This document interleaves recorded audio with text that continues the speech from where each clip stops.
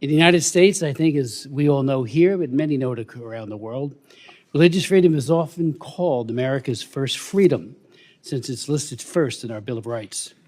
The founders wrote, "Congress shall make no law respecting an establishment of religion or prohibiting the free exercise thereof."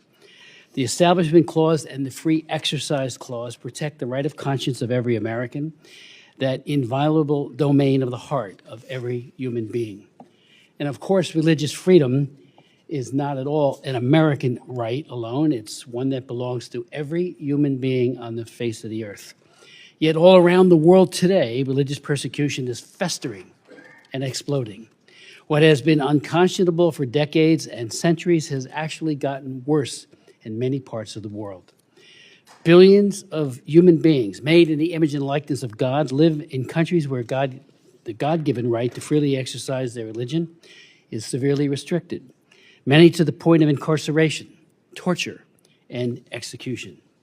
And then on the topic of Nigeria, President Trump's country of particular concern designation in October was necessary, long overdue, and bold.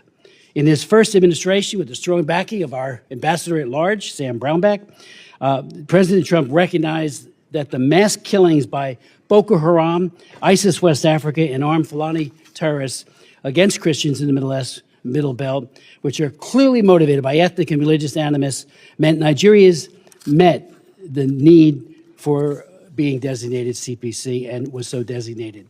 Genocide Watch has called Nigeria a killing field of defenseless Christians. And now, the International Religious Freedom Act, brilliantly written by our former colleague, Frank Wolf, a true champion of religious freedom.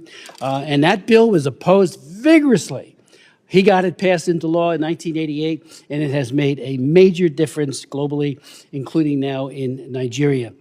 We can't take our eyes off of that. I just want to say to my colleagues, to all of us, I'm deeply concerned that Nigeria has hired the K Street lobbying firm, DCI, to the tune of $9 million, $750,000 a month.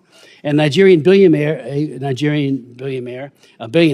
has entered into a $120,000 a month contract with Valcor to influence Congress and the executive branch. And Ambassador, you know as well as I over these many years, because you have fought this fight. They hire these firms, they come up with their very well-written talking points to say, nothing to see here.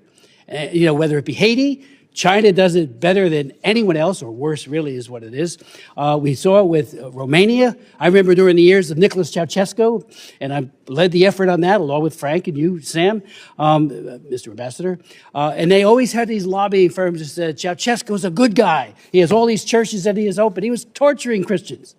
And the book that got me into religious freedom myself was Torture to Christ by Richard Wurmbrand, who talked about the duplicity and unfortunately, how these firms are just so good at advocating for their client. Well, advocate for freedom and religious persecution.